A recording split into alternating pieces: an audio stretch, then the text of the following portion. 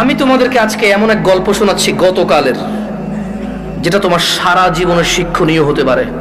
আর আজকের দিনে আমি বিলিভ করি, যদি আমি এরপর আর একটা বক্তব্য না দিই, একটা হাদিস, একটা আয়াত না বলে, যদি ওয়াখির দাওয়ানা আলহামদুলিল্লাহি রাব্বিল আলামিন বলে চলে যাই, আমার এখানে আসা সার্থক। যদি তোমরা বুঝতে পারো আমার কথা, তোমরা মনোযোগ দিয়ে শোনো। তো বললো যে আমি বেশ কিছু হুজুরের কাছে যতটুকু আমি আমাকে বলেছে যে আমি আহমদুল্লাহ হুজুরকে মেসেজ করেছি, উনি রিপ্লাই করেনি। আমি আজারি হুজুরকে মেসেজ করে রিপ্লাই করেনি। আমি আব্দুর রাজাক বিন ইউসুফ হুজুরকে মেসেজ করেছি, উনি রিপ্লাই করেনি। আমি কুয়াকাটা হুজুরকে মেসেজ করেছি, রিপ্লাই করেনি। আপনি জামশেদ মজুমদারের ফেসবুকে মেসেজ করেছি, রিপ্লাই করেননি। এর মধ্যে কেউ রিপ্লাই দেয়নি। আপনি আমাকে ওয়ালাইকুম আসসালাম রিপ্লাই দিয়েছেন হোয়াটসঅ্যাপে মেসেজ দেওয়াতে। আমাকে একজন হুজুর বলল আমি আমার স্বামীর সাথে থাকতে পারবো একটা হারাম কাজের মাধ্যমে। কি কাজের মাধ্যমে? হারাম কাজের মাধ্যমে। আমি চিন্তা করলাম, হুজুর যদি বলে হারাম কাজের মাধ্যমে থাকতে পারে, তাহলে হুজুর নিজে তো এটাকে হারাম বলছে, জিনিসটা কি? তখন আমি বোনকে আর সাহস করে কিছু না বলে আমি শেখ মুস্তাফিজুর রহমান বিন আব্দুল আজিজ আল মাদানী হাফিজাহুল্লাহ, উনি সৌদি আরবে হাফারুল বাতান ইসলামিক সেন্টারে ছিল, খুব আদর করে আমাকে। আমি বললাম যে আমি একজন বড় আলেমের নাম্বার দিচ্ছি, আপনি ওনাকে কল দিয়ে আপনার মাসলাটা জেনে নেন। আমাকে আপনার পুরো কথা খুলে বলার দরকার নাই, আপনি ওনার সাথে ডিসকাস করেন। ঠিক 2 ঘন্টা বা 3 ঘন্টা পর উনি আমাকে মেসেজ দিল যে হুজুর আমি একটু আপনার সাথে কথা বলতে চাই। আমি বললাম যে আমি আপনার সাথে কথা বলবো না, আমি আপনাকে যার নাম্বার দিয়েছি, যদি ওনার কথায় আপনার কিছু বুঝে না আসে, তাহলে আমার কথা আপনার বুঝে আসবে না। বলে যে না হুজুর, ওনার সাথে আমার স্বামী কথা বলেছে, তবে আমার স্বামী একটা বিষয় গোপন করে কথা বলেছে। গোপন করে কথা বলার পরেও হুজুর বলেছে যে তালাক হয়ে গেছে। কিন্তু এখন আমার স্বামী হাফেজে কোরআন, আলেম পাস, আমার স্বামী বলছে তালাক হয় নাই। আমি বললাম যে ওকে, আপনি শেখকে কল করে বলেন যে আপনার স্বামীটা গোপন করেছে। বলে যে আমি ভয় পাচ্ছি ওনাকে কল দিতে, কারণ আমার স্বামী কথা বলেছে, উনি আবার কি মনে করে। আমি বলছি উনি কিচ্ছু মনে করবে না, আমি ওনাকে ফোন দিচ্ছি, আপনি কথা বলেন। ভদ্রমহিলা কথা বলবে না। তখন জোহরের টাইমের সময় হয়েছে, আমি ফোন দিলাম। এবার মানে আমার একটু মেজাজ খারাপ হয়েছে। কি খারাপ হয়েছে? মেজাজ খারাপ হয়েছে। ওই ভদ্রমহিলা আমাকে বারবার বলতে চেষ্টা করতেছে যে আমার একটা বাচ্চা আছে, যদি এখন আমরা স্বামী স্ত্রী আলাদা হয়ে যাই, আমার বাচ্চাটার কি হবে? কনসার্ন কোথায়? বাচ্চা। আমি কল করলাম, কল করে বললাম আপনি তালাক হয়েছেন বা হন নাই, আমি কি এরকম কিছু বলছি? বলেছেন না। আমি বললাম ধরে নেন আপনার স্বামী আপনাকে তালাক না দিয়ে যদি গলা একটা কোপ দিত, আপনার গলাটা কাটতো কিনা? বলে যে কাটতো। আমি বললাম তালাক দিল, তালাক হবে। এবারে হুঁশে দিছে না বেহুশে দিছে, রাগ করে দিছে না আদর করে দিছে, মজা করে দিছে নাকি দুষ্টামি করে দিছে,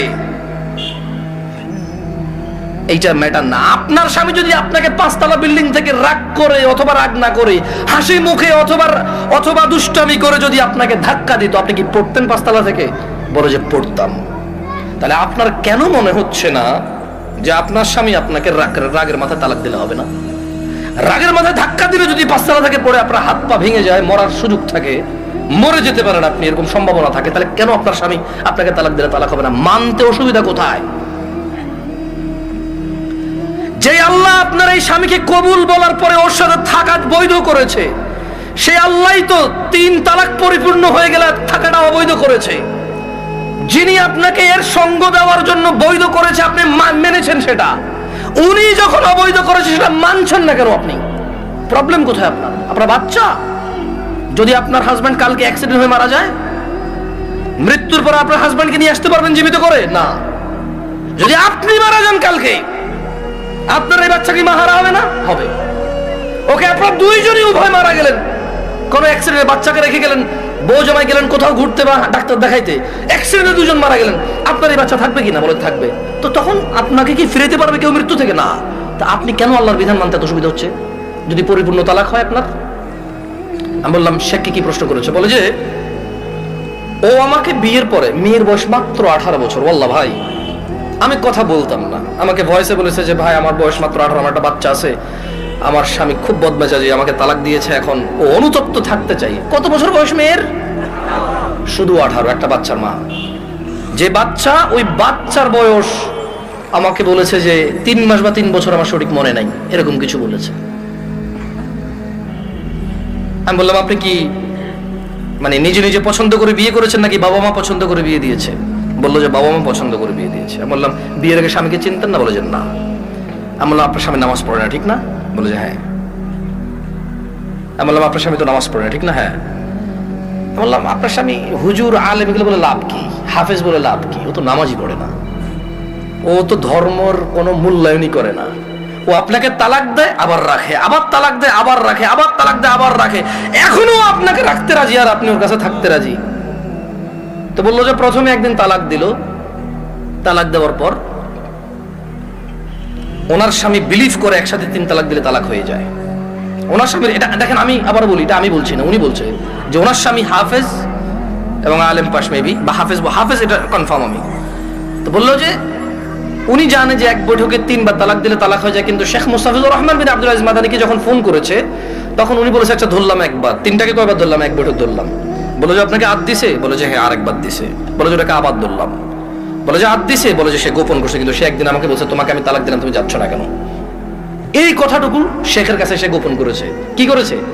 শেখ নাকি তখন প্রশ্ন করেছে আপনি যদি হানাফি মাসলাকের হন, জীবন যদি হানাফি বিধান অনুযায়ী চলেন, আর আপনার স্বামী নিজে যেহেতু হাফেজ বা আলেম, ও তো এটা জানে যে এক বৈঠকে 3 বার দিলে হয়ে যাচ্ছে। আর কোরআন সুন্নাহ অনুযায়ী যদি আপনি শাফি মালিকের দিকে আসেন, সেই ক্ষেত্রে ওনারা এক বৈঠকে যতবারই দেয় কয়বার ধরে? একবার। তো বলো যে অনেক সময় আমরা ফতোয়া দেই যে ঠিক আছে, মানে আপনি হানাফি কোনো বড় বিজ্ঞ আলেম থেকে মাদ্রাসা থেকে ফতোয়া নিয়ে ওনারা লিখিত ফতোয়া দেয় কি সেটা আপনি জেনে নেন। মানে তালাক নিয়ে তেমন কেউ ভেজাল করতে চায় না, কারণ মারামারি কাটাকাটি হয়ে যাবে, বোঝেন নাই, মিছিল মিটিং হয়ে যাবে। এক গ্রুপ বলবে তালাক হয়ে গেছে, আরেক বলবো হয় নাই, বলবে যে জানা করতেছে অমুক হুজুরের কথায়। ভাই এটা বিশাল বড় একটা প্রবলেম, বুঝছেন না? বোঝেন নাই? সত্যি আমার পক্ষে সলভ করা সম্ভব না। তখন আমি ওই বোনকে বললাম যদি আপনার তালাক হয়ে যায় চলে যান, ইদ্যত পালন করে কোথাও বিয়ে বসে যাইয়েন, আর পরবর্তী স্বামীর যত্ন নিয়েন।